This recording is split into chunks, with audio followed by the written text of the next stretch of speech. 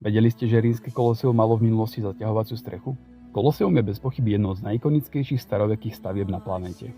Rím sa v čase Kolosea tešil zo stredomorského podnebia, ktoré sa vyznačuje horúcimi a suchými letami, ako aj miernymi a vlhkými zimami. V čase, keď bol Flaviov amfiteáter za vlády cisára Tita v roku 80 nášho letopočtu dokončený, boli prepracované pohyblivé látkové strechy samozrejmosťou v divadlách a amfiteátroch po celej ríši. S ohromujúcim inžinierským návrhom prišli rímski experti.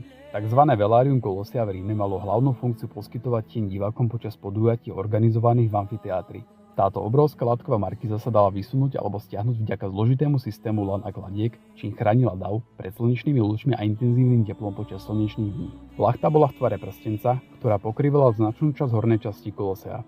Na vonkajšom okraji najvyššieho poschodia bolo vstýčených 240 zvislých drevených stožiarov, na ktoré sa dala zdvihnúť obrovská plachta podobná markíze.